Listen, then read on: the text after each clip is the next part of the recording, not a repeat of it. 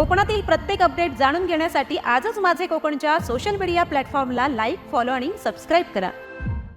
नमस्कार, मी प्रणाली भोसले. माझे कोकणच्या बातमीपत्रात आपल्या सर्वांचं मनपूर्वक स्वागत करते. बातमीपत्राला सुरुवात करण्याआधी पाहूयात हेडलाईन्स.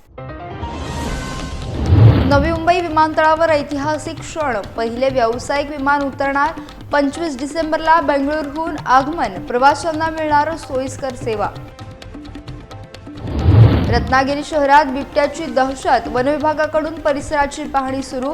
नागरिकांनी घाबरू नये, सतर्क राहण्याचे आवाहन. पालकमंत्री उदय सामंत यांचे नागरिकांना निर्देश.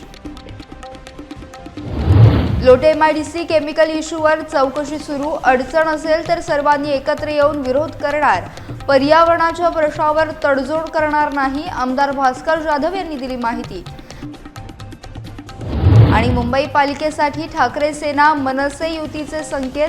काँग्रेस स्वतंत्र भूमिका घेण्याची शक्यता. अंतिम निर्णय झालेला नसल्याची खासदार अरविंद सावंत यांची माहिती. पाहुयात सविस्तर वृत्त. नवी मुंबई आंतरराष्ट्रीय विमानतळ लवकरच एका ऐतिहासिक क्षणाचा साक्षीदार होणार आहे. बंगळुरूहून येणारे पहिले व्यावसायिक विमान येत्या 25 डिसेंबर रोजी या विमानतळावर उतरणार आहे. यामुळे विमानतळाच्या प्रत्यक्ष कार्यान्वयाकडे एका महत्त्वाचे पाऊल पुढे जाणार आहे. इंडिगो एअरलाइन्सचे हे विमान बंगळुरूहून उड्डाण करून नवी मुंबईत दाखल होईल. या ऐतिहासिक उड्डाणासाठी सर्व तांत्रिक आणि प्रशासकीय तयारी पूर्ण झाली आहे. चाचणी उड्डाणे यशस्वी ठरल्याने आता नियमित विमानसेवा सुरू होण्याच्या मार्गावर आहेत. नवी मुंबई विमानतळ पूर्ण क्षमतेने सुरू झाल्यावर छत्रपती शिवाजी महाराज आंतरराष्ट्रीय विमानतळावरील वाढता ताण मोठ्या प्रमाणात कमी होईल. यामुळे प्रवाशांना अधिक सोयीस्कर, वेगवान आणि आधुनिक सुविधा मिळतील. केवळ प्रवाशांनाच नव्हे तर नवी मुंबई, रायगड आणि संपूर्ण कोकण पट्ट्याच्या औद्योगिक, व्यापारी आणि पर्यटन विकासाला देखील यामुळे मोठी चालना मिळणार असल्याचं तज्ज्ञांचं मत आहे. अनेक वर्षांच्या प्रतीक्षेनंतर अखेर नवी मुंबईकरांसाठी हा एक अत्यंत अभिमानाचा क्षण जवळ आला आहे. रत्नागिरी शहर परिसरात बिबट्या या प्राण्याचा वावर असण्याची शक्यता व्यक्त करण्यात येत असून नागरिकांमध्ये काहीसे भीतीचे वातावरण निर्माण झाले आहे. या पार्श्वभूमीवर प्रतिक्रिया देताना राज्याचे उद्योगमंत्री आणि रत्नागिरी जिल्ह्याचे पालकमंत्री उदय सामंत यांनी नागरिकांना घाबरून न जाता सतर्क राहण्याचे आवाहन केले आहे. तसेच वन विभागाने दिलेल्या सूचनांचे काटेकोर पालन करावे, अनावश्यक अफवांवर विश्वास ठेवू नये असं देखील त्यांनी स्पष्ट केलं आहे. बिबट्याचा वावर आहे अशा पद्धतीच्या बातम्या प्रसिद्ध होत आहेत आणि बिबट्याच्या संदर्भातला एक व्हिडिओ देखील प्रसारमाध्यमातून आणि विशेषतः सोशल मीडियावर आपण सगळेच बघतो आणि त्याच्यामध्ये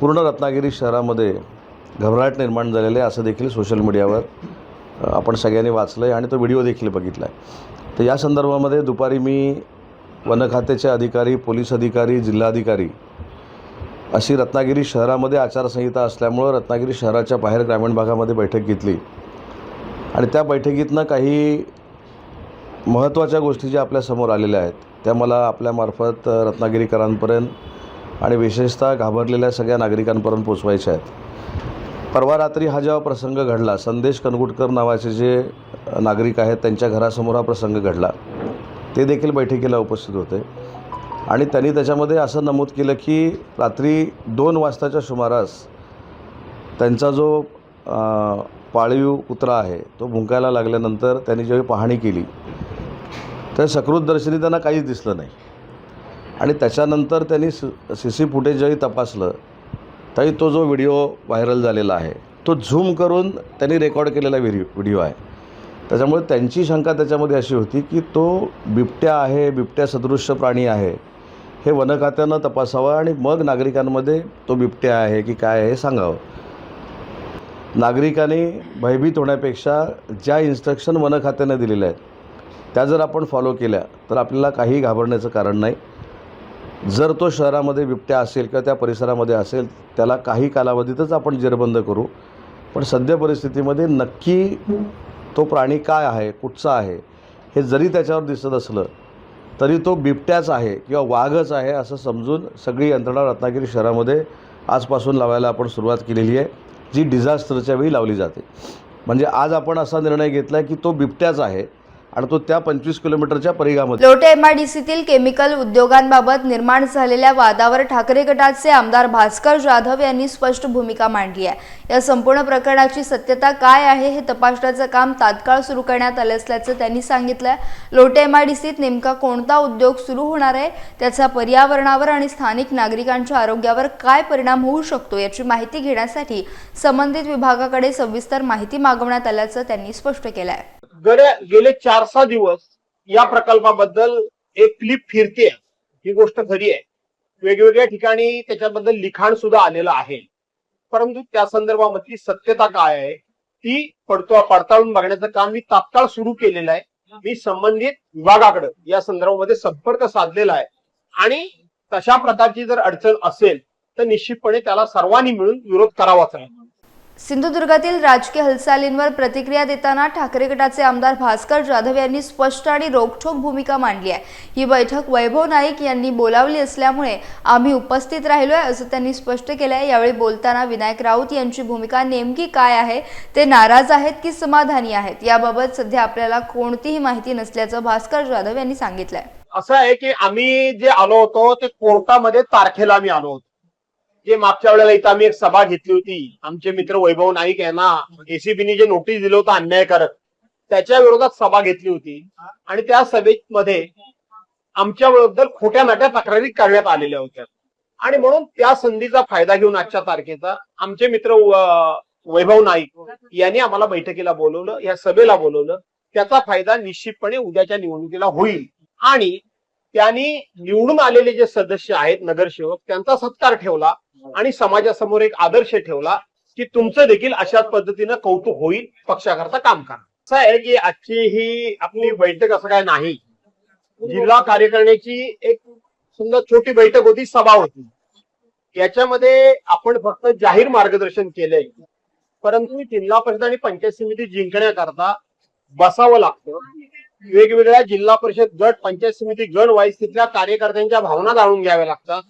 आपण जो उमेदवार निवडणार आहोत तो निवडून यावा असं वाटत असेल तर समाजामध्ये त्याचं स्थान काय आहे, त्याच्या प्रति समाजामध्ये आदर किती आहे हे ठरवावं लागतं. ते अशा बैठकींमधून ठरत नसतं, भाषणं होतात, परंतु कार्यकर्त्यांमध्ये एक जबरदस्त उत्साह दिसतोय. खरं सांगायला गेलं तर आम्ही विरोधी पक्षातले लोक आहोत. ज्या वेळेला सत्ताधारी पक्षातले लोक आमच्याबरोबर आघाडी करायला येतात त्या अर्थी निश्चितपणे कुठेतरी समान हेतू, एक समान धागा, ही सर्वांनी एकत्रित येऊन काहीतरी चुकीचं घडतंय त्याला थांबवलं पाहिजे म्हणून हे सगळे एकत्र आल्याचं दिसते. मुंबई महानगरपालिका निवडणुकीच्या पार्श्वभूमीवर राजकीय हालचालींना वेग आला असून युती आघाडीबाबत वेगवेगळे संकेत मिळत आहेत. खासदार अरविंद सावंत यांनी या संदर्भात भूमिका स्पष्ट केली आहे. पहिली गोष्ट असं आहे की आदरणीय उद्धवजी बाळासाहेब ठाकरे यांनी यापूर्वीच सांगितलं प्रत्येक पक्ष स्वतंत्र आहे, त्या पक्षाला त्यांची भूमिका घेणं त्यांना त्यांच्या अकलतेप्रमाणे त्यांच्या विचाराप्रमाणे ते घेत असतात. आम्हा सर्वांचा विचार होता की इथं सुद्धा महाविकास आघाडी व्हावी अशा पद्धतीचा प्रयत्न माननीय संजय राऊत साहेबांनी सुद्धा कालही सांगितलेला आहे. त्यामुळे त्याच्यावर अगदी निर्णय झालाच आहे असं काही मला वाटत नाही, पण झाला असेल तरी जे कोणी आपल्या सोबत आहेत त्यांना घेऊन आपण निवडणूक लढवायची असं निश्चितपणे आदरणीय उद्धवजींच्या नेतृत्वाखाली आम्ही करणार आहोत. कोकणात आणि संपूर्ण महाराष्ट्रात ठाकरे गटाला अपेक्षित यश मिळालं नसल्याची स्पष्ट कबुली खासदार अरविंद सावंत यांनी दिली. सिंधुदुर्गात माध्यमांशी बोलताना त्यांनी आपल्या पक्षाच्या कामावरच प्रश्नचिन्ह उपस्थित केलंय. त्याचबरोबर त्यांनी सध्याच्या निवडणूक प्रक्रियेवर गंभीर आरोप करत पैशांचा उघड बाजार सुरू असल्याचा दावा केला आहे. बरं, कोकणात कशाला, उभ्या महाराष्ट्रात केलं तर फार गांभीर्यतेनं आम्ही शिवसेना उद्धव बाळासाहेब ठाकरे पक्ष या निवडणुकीत उतरलेला आपल्याला दिसला का, आधी हा पहिला प्रश्न मला विचारा. कारण आमचा कुठलाही नेता आमच्या सगळं कुठल्याही प्रचारात आम्ही फिरलो नाही आणि कारण जे काही चालू आहे खर तर गेला बाजार ज्याला म्हणतात ना तो बाजार सुरू आहे बरं का.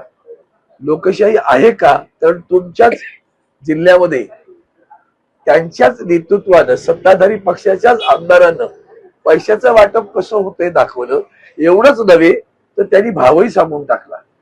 त्यामुळे विकत घेणारे आणि विकले जाणारे असा जर वर्ग उभा राहिला तर देशाची लोकशाही कुठे राहील याचा विचार आपण सगळ्यांनी करण्याची गरज आहे.